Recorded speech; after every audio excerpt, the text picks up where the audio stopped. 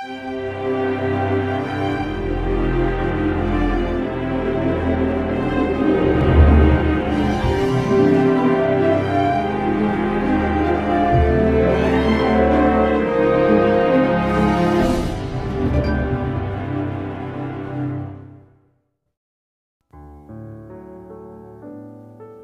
Raja-Raja 7. Lalu berkatalah Elisa, "Dengarlah firman Tuhan. Beginilah firman Tuhan. Besok kira-kira waktu ini, sesukat tepung yang terbaik akan berharga sesikal dan 2 sukat jelai akan berharga sesikal di pintu gerbang Samaria." Tetapi perwira yang menjadi ajudan raja menjawab abdi Allah, katanya, "Sekalipun Tuhan membuat tingkap-tingkap di langit, masakan hal itu mungkin terjadi?" Jawab abdi Allah, "Sesungguhnya engkau akan melihatnya dengan matamu sendiri, tetapi tidak akan makan apa-apa daripadanya." 4 orang yang sakit kusta ada di depan pintu gerbang. Berkatalah yang seorang kepada yang lain, "Mengapakah kita duduk-duduk di sini sampai mati? Jika kita berkata, 'Baiklah kita masuk ke kota,' padahal dalam kota ada kelaparan, kita akan mati di sana. Dan jika kita tinggal di sini, kita akan mati juga. Jadi sekarang, marilah kita menyeberang ke perkemahan tentara Aram. Jika mereka membiarkan kita hidup, kita akan hidup. Dan jika mereka mematikan kita, kita akan mati." Lalu pada waktu senja, bangkitlah mereka masuk ke tempat perkemahan orang Aram.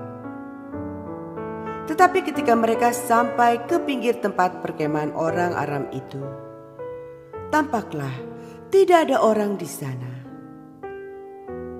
Sebab Tuhan telah membuat tentara Aram itu mendengar bunyi kereta, bunyi kuda, bunyi tentara yang besar. Sehingga berkatalah yang seorang kepada yang lain, "Sesungguhnya Raja Israel telah mengupah raja-raja orang Het dan raja-raja orang Misraim melawan kita, supaya mereka menyerang kita. Karena itu bangkitlah mereka melarikan diri pada waktu senja dengan meninggalkan kemah dan kuda dan keledai mereka serta tempat perkemahan itu dengan begitu saja. Mereka melarikan diri, menyelamatkan nyawanya." Ketika orang-orang yang sakit kusta itu sampai ke pinggir tempat perkemahan, masuklah mereka ke dalam sebuah kemah, lalu makan dan minum. Sesudah itu mereka mengangkut dari sana emas dan perak dan pakaian. Kemudian pergilah mereka menyembunyikannya.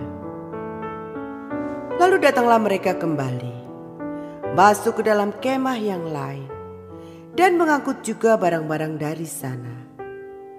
Kemudian pergilah mereka menyembunyikannya.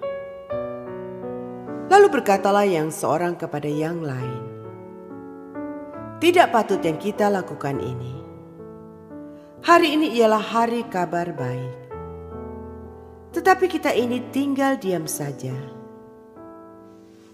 Apabila kita menanti sampai terang pagi, maka hukuman akan menimpa kita. Jadi sekarang, marilah kita pergi menghadap untuk memberitahukan hal itu ke istana raja." Mereka pergi, lalu berseru kepada penunggu pintu gerbang kota dan menceritakan kepada orang-orang itu. Katanya, "Kami sudah masuk ke tempat perkemahan orang Aram, dan ternyata tidak ada orang di sana, dan tidak ada suara manusia kedengaran.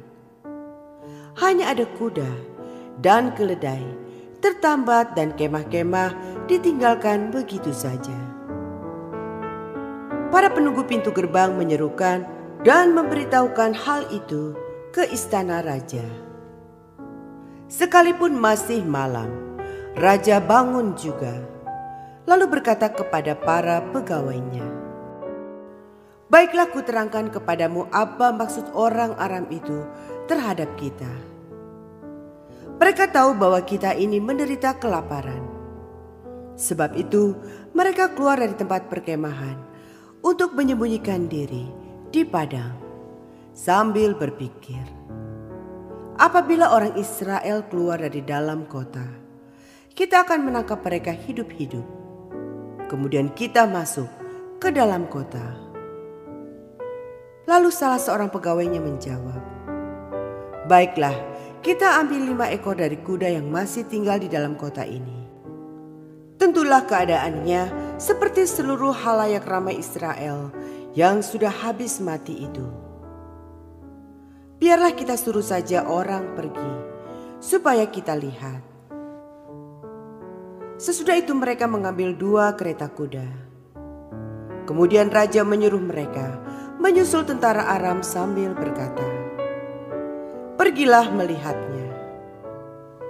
Lalu pergilah mereka menyusul orang-orang itu sampai ke sungai Yordan. Dan tampaklah seluruh jalanan itu penuh dengan pakaian dan perkakas yang dilemparkan oleh orang Aram pada waktu mereka lari terburu-buru. Kemudian pulanglah suruhan-suruhan itu dan menceritakan hal itu kepada raja. Maka keluarlah penduduk kota itu menjarah tempat perkemahan orang Aram.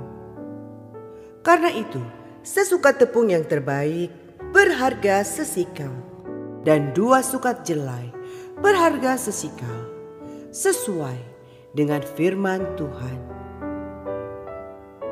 Adapun raja telah menempatkan perwira yang menjadi ajudannya itu mengawasi pintu gerbang. Tetapi rakyat menginjak-injak dia di pintu gerbang. Lalu ia mati sesuai dengan perkataan abdi Allah yang mengatakannya pada waktu raja datang mendapatkan dia. Dan terjadi juga seperti yang dikatakan abdi Allah itu kepada raja. 2 sukat jelai akan berharga sesikal, dan sesukat tepung yang terbaik akan berharga sesikal. Besok kira-kira waktu ini di pintu gerbang Samaria. Pada waktu itu si perwira menjawab abdi Allah itu, "Sekalipun Tuhan membuat tingkap-tingkap di langit, masakan hal itu mungkin terjadi?" Tetapi Elisa berkata, "Sesungguhnya engkau akan melihatnya dengan matamu sendiri, tetapi tidak akan makan apa-apa daripadanya." Demikianlah terjadi kepada orang itu. Rakyat menginjak-injak dia di pintu gerbang, lalu matilah ia.